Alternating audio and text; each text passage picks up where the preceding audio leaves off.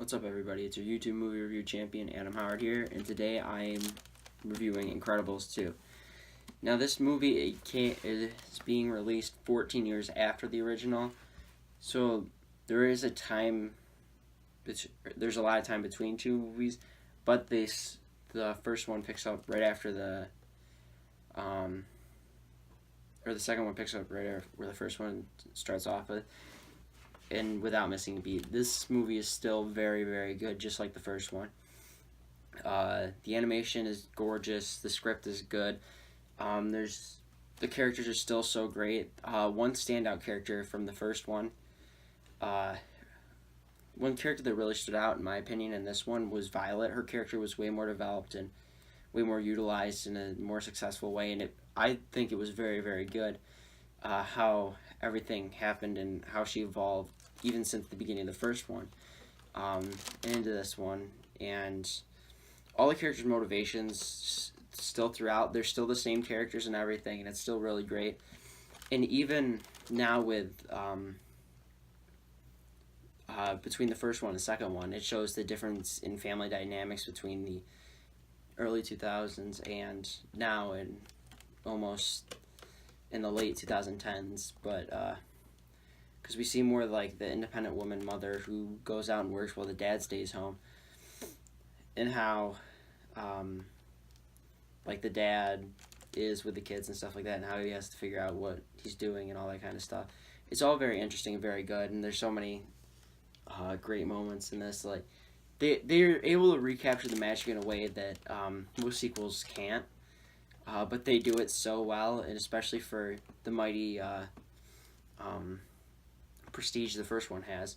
Now, watching this one and thinking about Incredibles 1, the Incredibles universe really feels to me like a combination between Watchmen and Invincible, which is a very good thing, because it has like that realistic thing with the anti-superhero act, and then it has like that lighthearted family feel like Invincible does have, even though there's so much gore and violence in it. But Incredibles is really great. I recommend you check it out. I'm going to give you my rating, and then I'm going to go into some spoilers and stuff, so if you don't want to be spoiled, just end the video after I give you my grade, and then come back after you've seen the movie, so we can have a discussion down in the comments, and hopefully nobody reads it and it spoils it. But I give Incredibles an A, because there's some stuff like in the movie, watching it, which I'll get into more spoilers, I'm like, why'd they make that decision instead of a different one? But anyways, that I'll go more into depth. Okay, 5, 4, 3, 2, 1. Spoiler time. What I was referring to is, so I'll start from the beginning of the movie. Now it's really cool. We see what happens with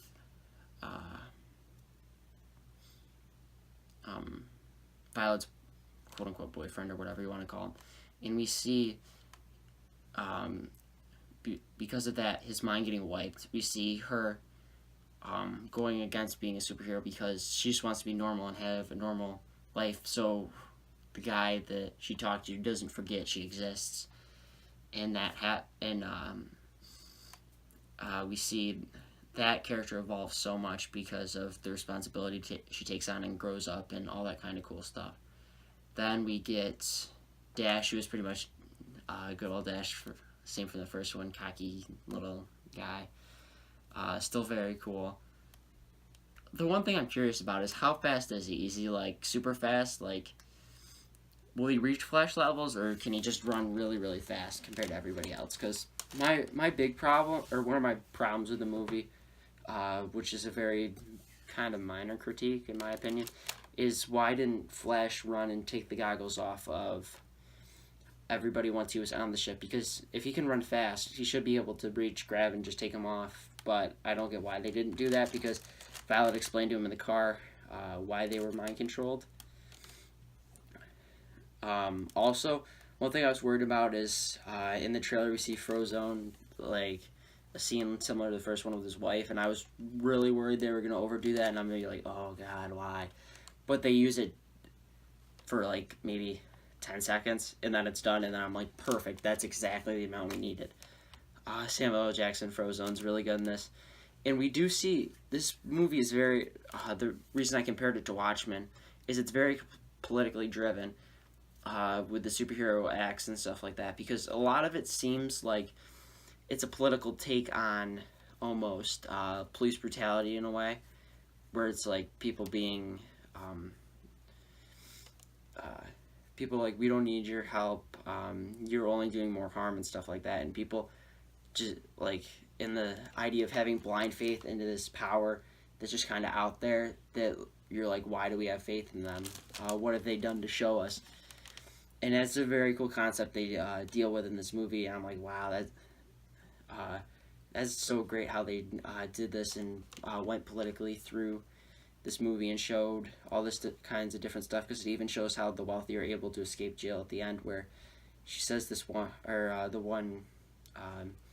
the sister is the person who is Screenslayer, which didn't surprise me because I thought it would either be her or Bob Odenkirk's character, which I can't remember his name or the character's name now.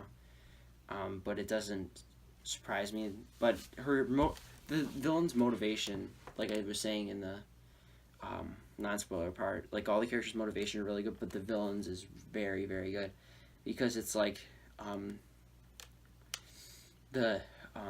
her motivation is that the reason she doesn't the reason she wants to stop supers is because her parents died believing that they would save, or the supers would save them, instead of just staying safe. So she wanted to get rid of supers because she believed in people protecting themselves and not waiting for someone special to save them and save the day. She believed in the independence of a person in order to reach different things, or reach what you want to go, your goal, and protect yourself, which is a very interesting idea, especially with, which is like kind of dealt with in Watchmen, where it's like superhero acts, so you get rid of them and they don't cause any more stuff. So it's not an original thing, but it the way Incredibles does it is, again, like I said yesterday, they create a compelling superhero story without the PG-13 rating, which is still enjoyable for all ages.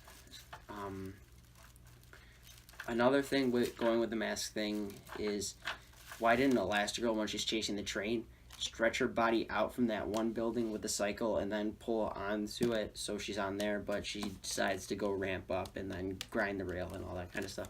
But that's another minor gripe. This movie is still very good. I recommend you see it. These characters are still the same characters. They're still done really well. So like down below, subscribe to get more. Tomorrow, I believe, is Get Out, which should be really good. I enjoy that movie a lot, so that should be fun. Subscribe or follow me on Twitter and Instagram at AKHVids to get to stay in the know on everything going on with this channel. And until next time, it's been my pleasure to serve you.